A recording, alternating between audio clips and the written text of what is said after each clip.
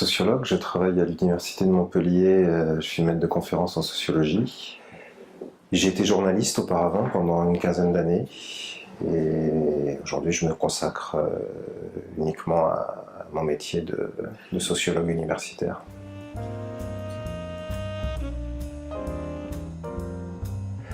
J'ai l'impression d'avoir tout le temps baigné dans cette ambiance un petit peu victorienne, moi, dans les lectures que j'ai eues. Je lis finalement assez peu d'auteurs contemporains. J'ai très vite, dès l'adolescence, lu des choses comme Conan Doyle, comme Edith Wharton, cette littérature anglaise ou de Nouvelle-Angleterre, qui a quand même l'Angleterre comme sujet central, et puis cette Angleterre presque caricatural, hein, du brouillard,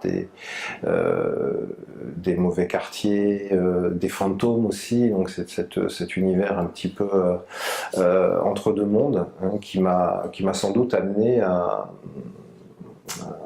écrire Retour à Whitechapel comme je l'ai écrit. Rien ou quasiment rien. Je savais à peine ce que savent les gens qui ont juste entendu le nom. Je savais que c'était un criminel qui avait sévi à Londres autrefois.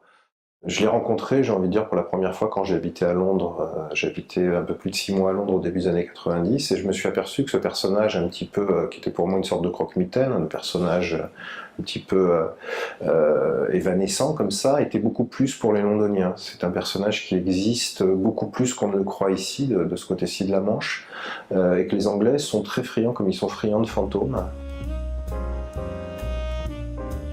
Je crois que le Londres de 1888 donne toute sa dimension à l'enquête, donne peut-être même toute sa dimension au crime, au pluriel de Jack l'Éventreur. Je crois que Jack l'Éventreur n'est pas né de la misère de Whitechapel et de l'East End à l'époque.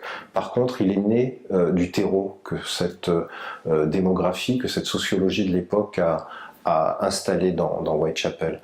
Les conditions de vie étaient abominables, les conditions sociales, les conditions sanitaires, les conditions même morales étaient terribles. On n'imagine pas aujourd'hui comme ces gens vivaient, 200, 300 000 personnes rassemblées dans un périmètre finalement petit, hein,